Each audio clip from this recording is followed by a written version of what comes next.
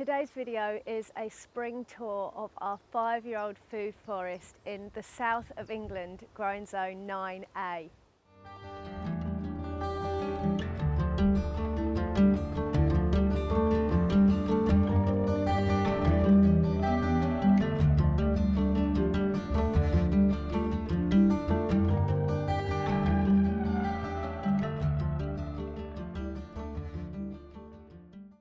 So we've spent quite a lot of time in our food forest over the winter, adding lots of new plants and transforming some areas which we felt weren't the most productive. So I'm super excited to share some of these transformations with you today. But we have been blessed with beautiful blossom in the food forest now since the middle of February. Right now we've got all of our apple trees coming into blossom. This is an Irish peach. This is quite an early apple. And the other apple trees are just about to burst into life. Our family pear tree right next to Dan there is just starting to produce all of its amazing blossoms. And the trees that were blossoming first, like this wild cherry plum, as you can see, are now getting all of their beautiful fresh leaves for the season. And actually I can just see here that we've got some fruit forming up on this cherry plum already. There's a little fruit. And actually the wild cherry plums are a really important tree because they are actually the first blossoming tree in the UK, and so they are super important for giving the food for the bees and all of the other insects. So yeah, these were the first ones in blossom, and then shortly followed were our apricot trees. And now everything is just really bursting into life. This here is a beautiful cherry tree which we are going to have to prune some of its lower branches at some point soon to help give us access around all of our paths. But yeah, just absolutely stunning right now. We've got blueberries here, which are, as you can see, in full bloom as well.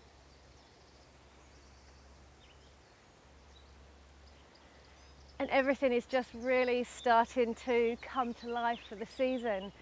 This is another one of my favourite trees over here.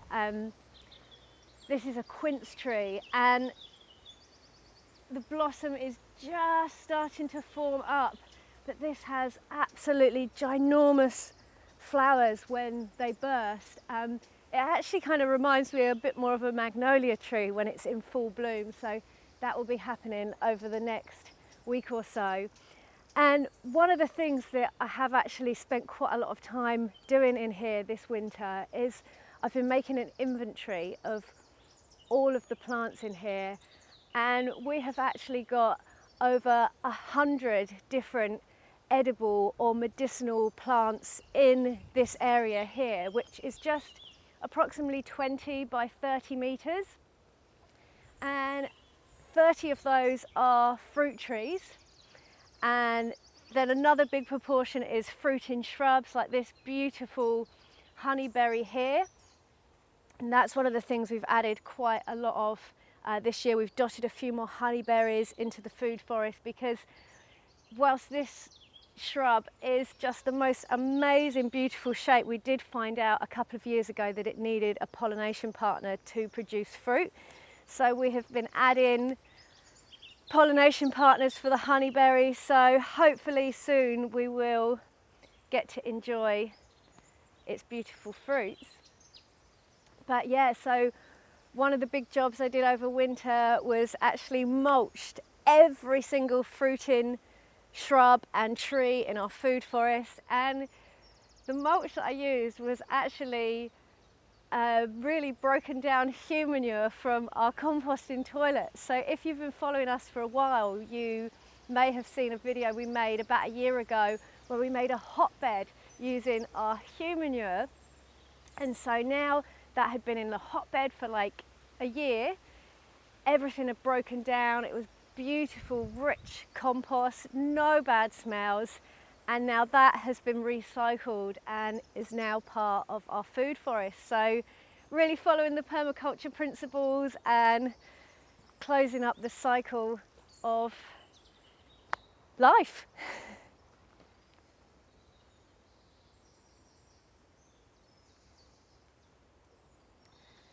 And this is one of the areas that we have really been working on this winter.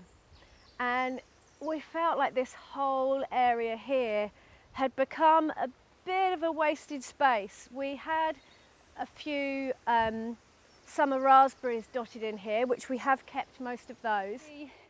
This patch here is more of our summer raspberries. There are a few rogue autumn raspberries that have snuck in, and this area of our food forest we actually need to have a bit of a sort out and a reorganisation. I feel like we're not using this space as best we could, but otherwise it had just kind of been taken over by apple mint, and then the grass had gotten really thick, and originally we did have a lot of strawberries in this area, but the grass had slowly taken over. So the strawberries weren't producing well from last year. And I'm just trying to think what else we actually had in here, because it looks like a really big space, but I can't actually even think what was in here. So yeah, I don't think it was anything really of massive value. And so that's why we felt we wanted to completely transform this area. I've been taking strawberry runners from other places of the land, and I have transplanted strawberry runners all as a beautiful ground cover now, and they are growing amazingly well. We've added feijoas.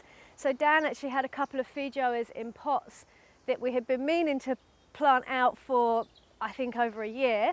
So one of the feijoas has now got pride of place in this beautiful new area. And the other thing I have just done along this hedge line here, I've just planted 6 asparagus crowns. So hopefully by the end of the season we'll have the beautiful, gentle, swaying ferns of asparagus up here, and it will be a few years until we're harvesting asparagus, but it is an amazing perennial crop. And it's something that I've not actually had a lot of luck with before, asparagus, but I realise now it's because I've not given it the growing space that it needs. Well, I've just not given it the attention after planting. So we're going to make a really big effort with these crowns that I've just planted now. And we've also got some more crowns going in. Another really exciting thing we're working on is a new perennial vegetable bed that we're going to be doing over the next few days. So stay tuned for that video as well. We'll be sharing more on that. We've added a few new trees to this area. This is a russet apple. You can't see it yet, but we actually had to take out a strawberry tree that we had in this gap, and so that's what's let a lot more light into this area for now. But the strawberry tree had actually died. I think it was affected by the really cold winter we had 2 winters ago.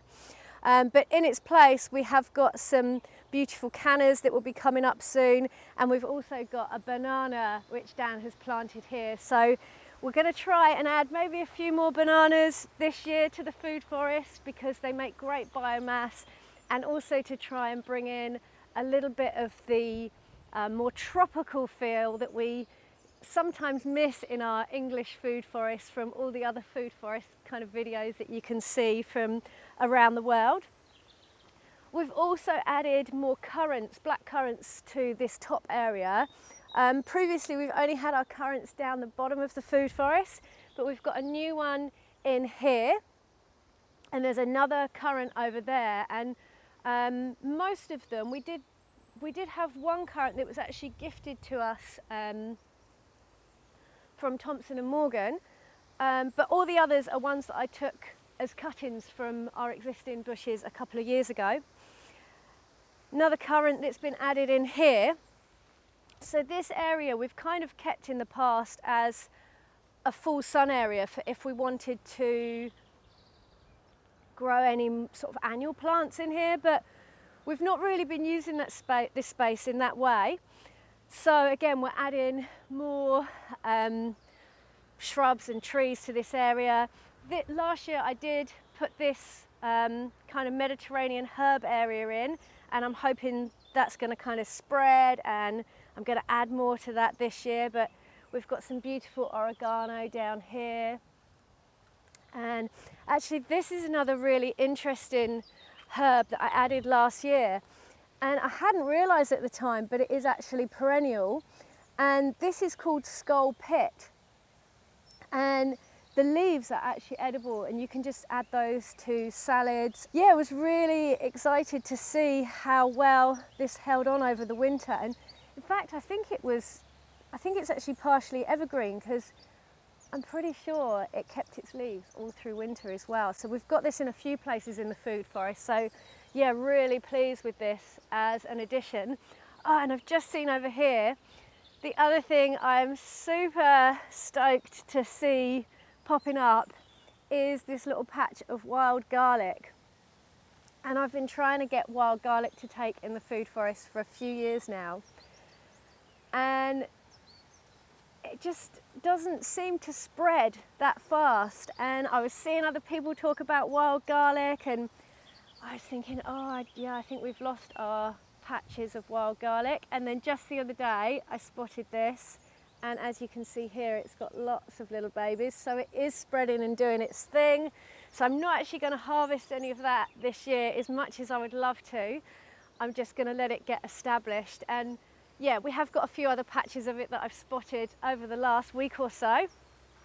So yeah, another amazing addition to our food forest. And actually the wild garlic, that's not something that I've put on the inventory yet, so I must add that. That is another edible which I hadn't realised that we had. So yeah, amazing. If you've been watching some of our previous videos, you may have seen that this year we cut back all of our autumn raspberries down to the ground. We don't do this every year, but just usually about every other year, I'll notice that the production of them drops, and so that seems to be the point at which we find it's a good time to cut it back. And I've given them just a light feed of well-rotted wood chips. I've just sprinkled all around the bases there, but yeah, as you can see, they are coming back now. The only downside to when I cut the autumn raspberries back like this is that it means that we don't get the bonus early crop from them. On the years I don't cut the autumn raspberries back, we actually get a summer crop as well as an autumn crop. So yeah, that's pretty cool. We've got another feed jower gone in here. And again, where we've kind of cleared the area where we've had to dig holes, I'm just trying to plant strawberries to give a ground cover and another edible layer. Over this side, we have got a lovely patch of chocolate mint, which I absolutely adore. It's probably my favourite out of 3 or 4 different mints that we grow in the food forest. And that is mixed in with our rhubarb. And this rhubarb, I find it's a little bit of a later variety to get going, and I think it's a bit slower as well because it has some partial shade from these loquat trees and the flax here. And this one always just wants to send up its flowers straight away. This was actually a clump that we were given, and I probably should take it out, or at least try and divide it again or something, because it's not very productive that side. But yeah, the mint was actually one of the things that we had to really take control of this winter, and it was actually this apple mint that we find spreads like fury, and it is beautiful. It has a lovely soft furry leaf. It is the first of the mints to come back after winter, so that is a really huge benefit. But it does spread like mad, and in the area I was just showing you where we've transformed it this year, it was actually mainly apple mint was one of the things that had completely taken over that area.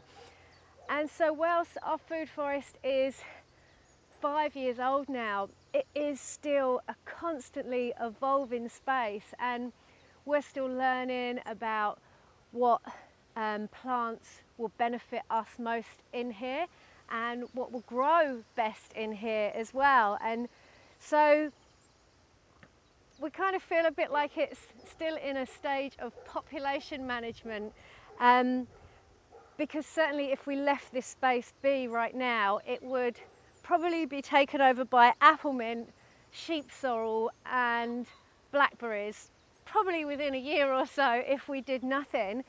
But hopefully again, over time, once the canopy fills out of the trees, this space will find its balance, and each year we are doing less and less to maintain the area, but still, it's still evolving.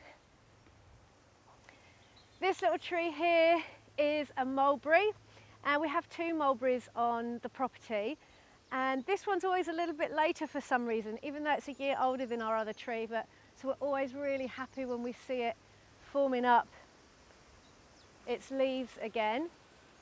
So we always have a moment of, oh my God, is it going to come back? But it's come back every year so far.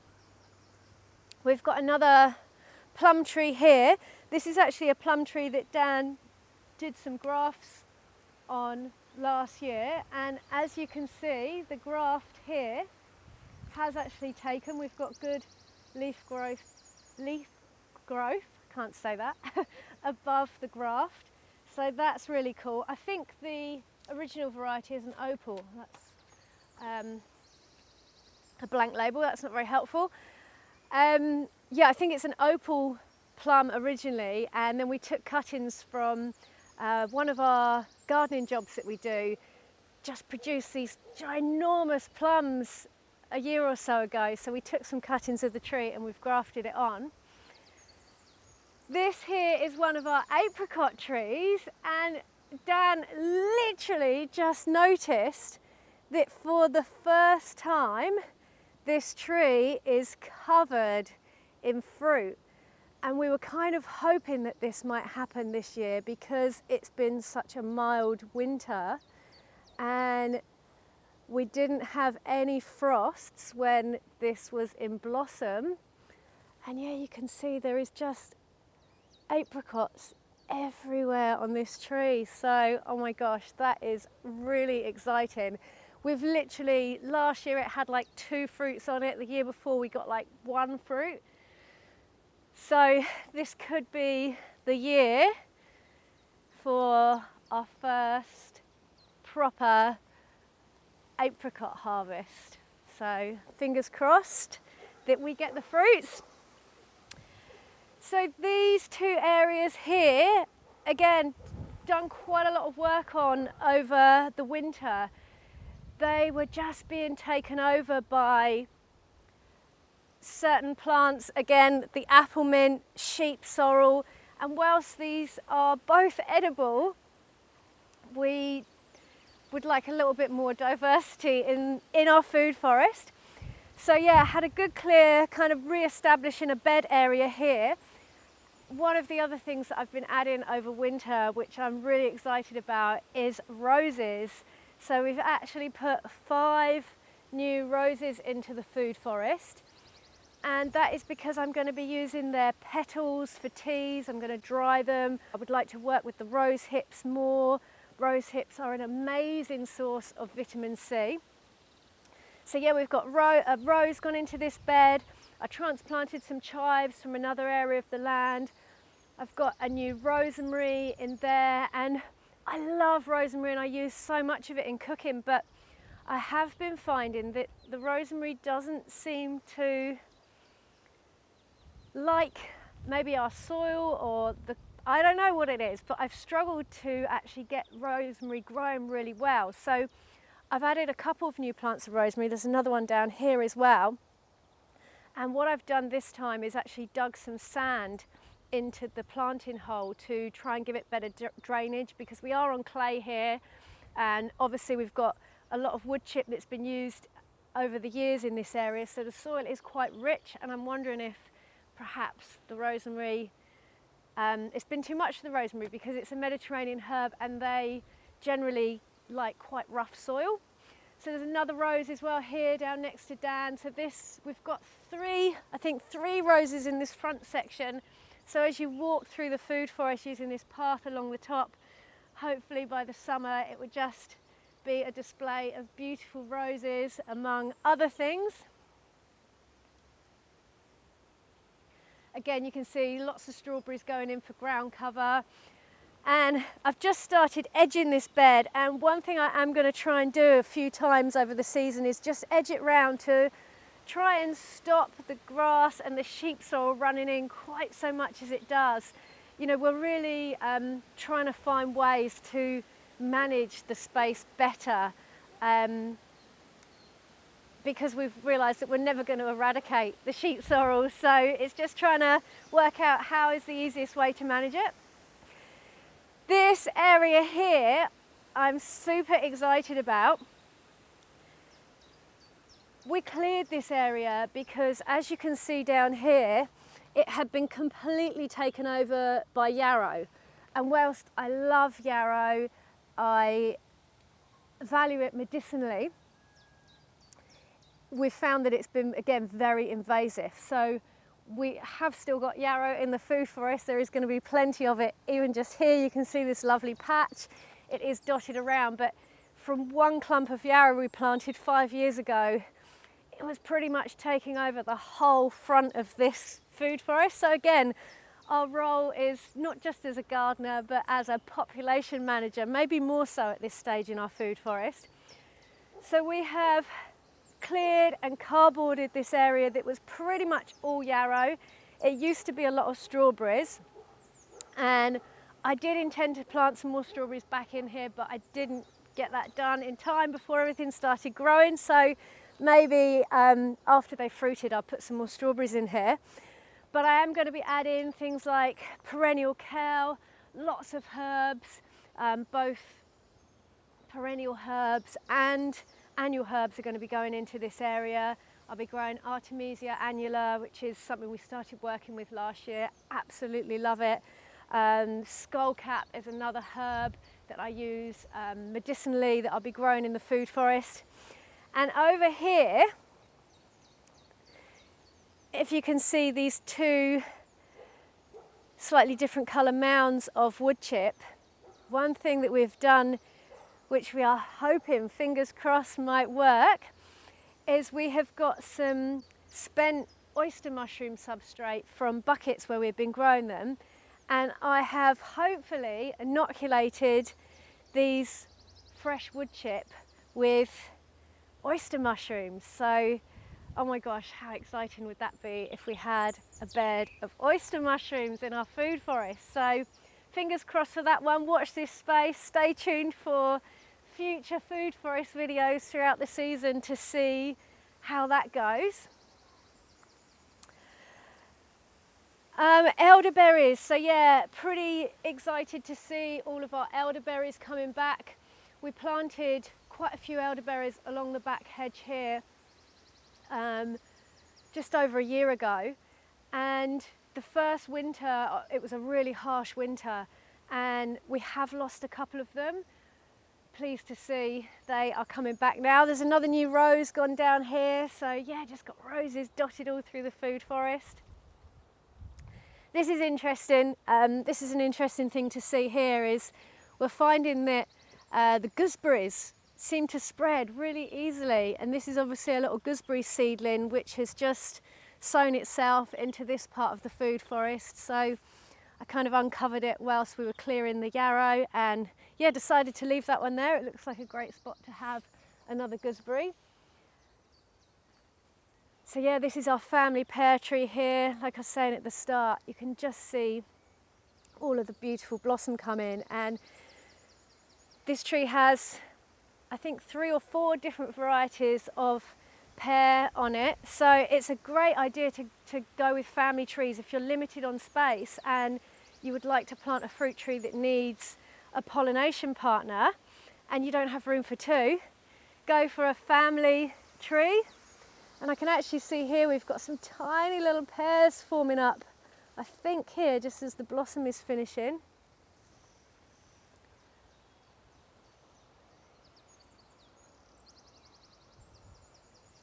we've got more blueberries here, and again, amazing blossom on the blueberries right now. Really happy to see that. Last year was our first year where we had really good harvests of blueberries, so we're hoping that will continue again this year. The comfrey is all just coming into flower. This is a spreading variety of comfrey. I'm happy for it to spread at the moment. I'm happy if it takes over the sheep sorrel instead, but we will keep an eye on, again, how that moves, and if it gets too much over time, we may have to start cutting it down maybe just before it seeds, just paying a little bit more attention to that.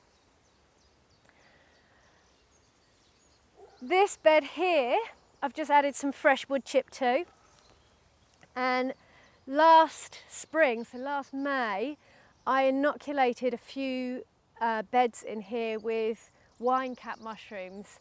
So we are really hoping that we might also have wine caps come in the food forest this year. Yeah, I just put some sort of semi-fresh wood chip down the other day just to give them space to spread out if that's what they'd like to do. So yeah, looking forward to hopefully wine cap mushrooms. This here is a schizandra berry, schizandra vine, and we've got 2 of these in the food forest. Maybe something that we need to plant more of, because I believe you do need a male and female of the schizandra for them to produce fruits. It's another plant that I'd really love to work with medicinally. And then all through this section of the food forest here, we have got lots of gooseberries, and again I'm just seeing tiny little flowers all over the gooseberries, which would indicate we are going to have another good crop of gooseberries this year. And then behind the gooseberries we've kind of got an area of blackcurrants, and again the blackcurrants are just forming up their fruits. Last year we didn't have the best crop of blackcurrants, and that was partially because I had given quite a lot of the plants a hard prune the year before. So yeah, we didn't have as many blackcurrants last year, but I've completely left the bushes to it this year, and I will, having learnt from that, I will probably only sparsely prune them, pruning out dead wood in the future, and try and leave them as much as possible. There was one I had to prune because it had gotten so big it was taking over the whole path. So yeah, obviously, you know, we have to deal with that sometime. We've got figs down the bottom here. Not sure if we will ever get fruit from those, but we're going to give them a chance to see if they will fruit, you know, just like our apricot tree. This is the first time in 5 years that it looks like we're going to have a good harvest of apricots. So every year is different. You never know which year might be good for the figs.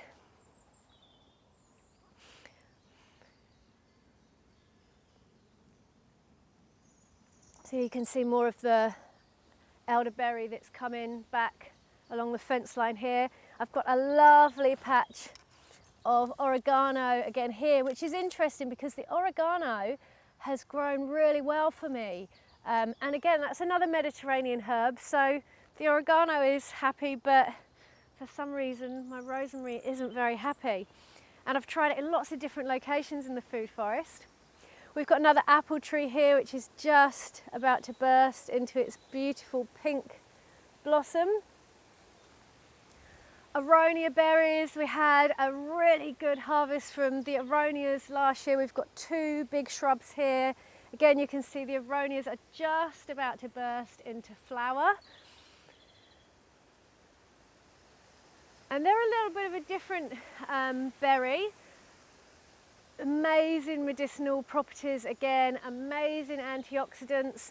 They're a little bit of a tart, dry flavour, but I discovered if I freeze them, that takes some of that away. So again, they were a great crop to have to store for the winter months.